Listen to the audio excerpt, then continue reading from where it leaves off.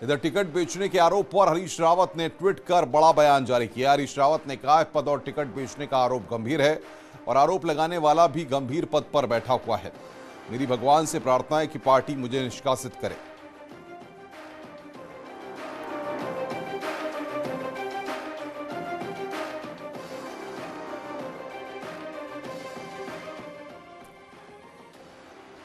इन दिनों उत्तराखंड कांग्रेस का मामला गरमाया हुआ है, जहां टिकट बेचने से लेकर सीट बदलने और पार्टी का बेड़ा गर्क करने का आरोप बड़े नेता एक दूसरे पर लगा रहे हैं।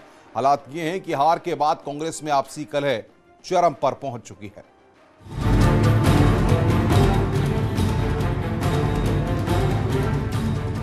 कांग्रेस की चुनाव में करारी हार क्या हुई, बड़े नेताओं का दर्द छलकने में देर नहीं लगी।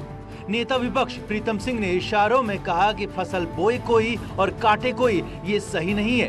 प्रीतम सिंह की इसी बात को सही बताते हुए पूर्व सीएम हरीश रावत ने सोशल मीडिया में कमेंट लिखा और कहा कि पहले रामनगर और फिर लालकुआं से चुनाव लड़ाने का फैसला पार्टी का था, मेरा नहीं।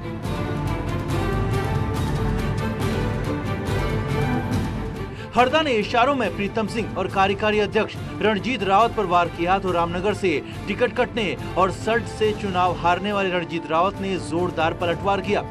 कैंपेन कमेटी के चेयरमैन हरीश रावत पर टिकट बेचने तक का आरोप लगा दिया कि हरीश रावत बड़ी मासूमियत से झूठ बोलते हैं और किसी भी नए राजनीतिक कार्यकर्ता को, नेता को अफीम चटा देते हैं और अपने सम्मान में ले लेते हैं। मेरा नशा खुद 35 साल में टूटा और जिन लोगों को उन्होंने इस समय टिकट के नाम पर ठगा है और एक बहुत बड़ी धनराशि इकट्ठी की है, उसे वो लोग उनके चक्कर काट रहे हैं। कुछ के पैसे उनके मैनेजर लौटा चुके हैं और कुछ लोग अभी उनके चक्कर काट रहे हैं। ये सारी चीजें सामने आएंगी।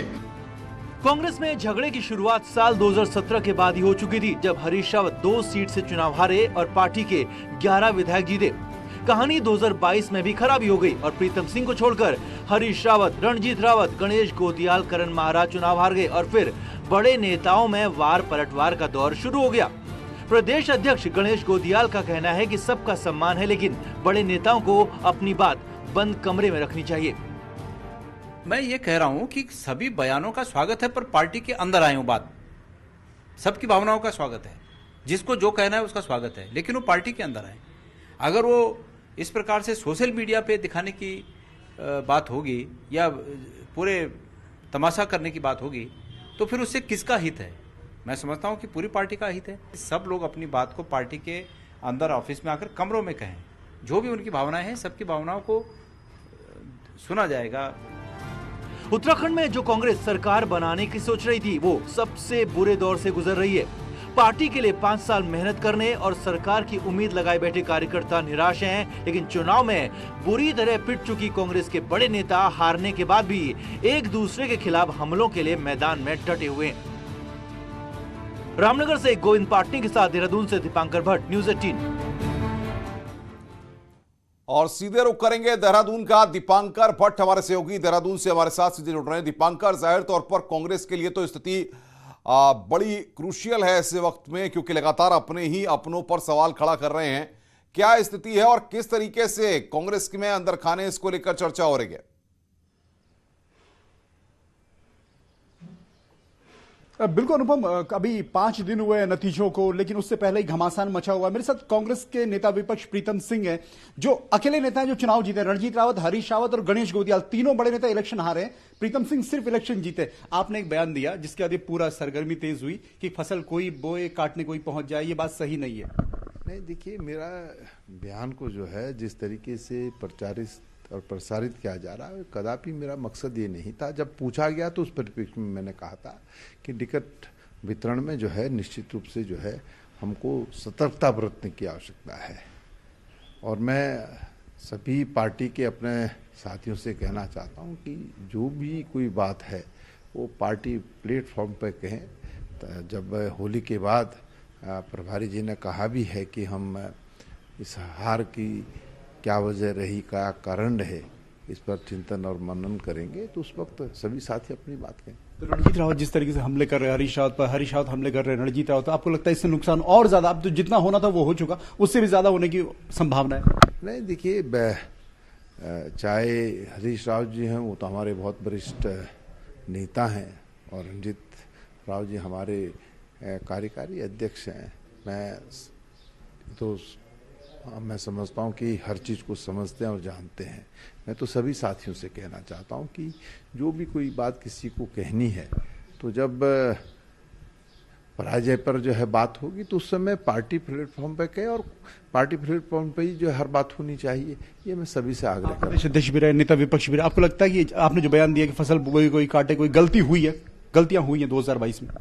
नहीं, देखिए, मैंने कहा कि टिकट वितरण में निश्चित रूप से हर चीज़ का जो है हमको ध्यान रखना पड़ेगा भविष्य के लिए, ताकि क्योंकि लग रहा था 2022 में कांग्रेस की वापसी होगी, वो अब वापसी नहीं हो पाई।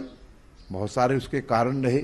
जब बैठक होगी तो उस पर चिंतन और मनन करेंगे। दो गुट है, प्रीतम सिंह गुट और हरीश रावत गुट। एक गुट के नेता आप ही हैं, तो अब नेता विपक्ष ना बन पाए प्रीतम सिंह, इस बात की कोशिशें भी होंगी, और प्रीतम सिंह चाहेंगे कि मैं नेता विपक्ष बनूं, इसकी लड़ाई अब चलेगी?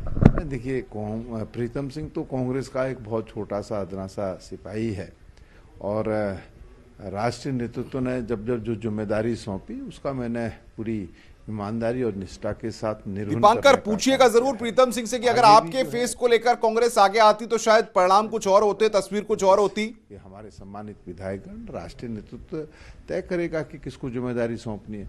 जिसको भी जिम्मेदारी सौंपी जाएगी सब लोग उनके साथ लाभबद्ध होने का काम करेंगे। आपके चेहरे पे दो गुट, जो मैंने बात कही कि हरीश रावत प्रीतम सिंह, अगर प्रीतम सिंह के नाम पे इलेक्शन होता तो आपको लगता है कि रिजल्ट कुछ और होते? देखिए, हाइपोथेटिक प्रश्न है।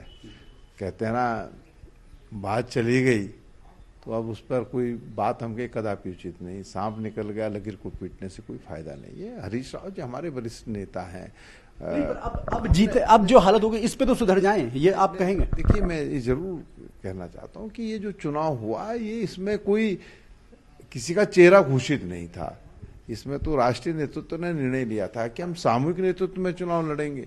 और जब सामूहिक नेतृत्व में चुनाव लड़ने की बात हुई तो स्वाभाविक बात है कि हरीश रावत जी को जो जिम्मेदारी दी गई कैंपेन कमेटी के चेयरमैन की, अध्यक्ष जी की अपनी जिम्मेदारी थी, मैं नेता प्रतिपक्ष था, मेरी अपनी जिम्मेदारी थी। हमने संयुक्त नेतृत्व में लड़ा, और तमाम हमारे कांग्रेस के वरिष्ठ साथी हैं, सब लोगों ने मिलकर के चुनाव लड़ने का काम किया। तो अनुभव, आपने सुना नेता विपक्ष प्रीतम सिंह को, जिन्होंने साफ तौर पर सीधे तौर पर जवाब दिए सवालों के, लेकिन बात साफ है कि झगड़े खत्म होने चाहिए, लेकिन झगड़े खत्म होते फिलहाल दिख नहीं रहे। अब इंतजार है हरीश रावत के बयान का, जो अभी तक सोशल मीडिया पर अपनी बात कर रहे हैं, वो सामने आकर क्या बात कहते हैं। अनुपम? बिल्कुल दीपांकर, आप नजर बना के रखिए, आगे भी हम आपसे दिन भर अपडेट लेते रहेंगे। यहां पर एक ब्रेक के लिए, ब्रेक के बाद जल्द हाजिर होते हैं।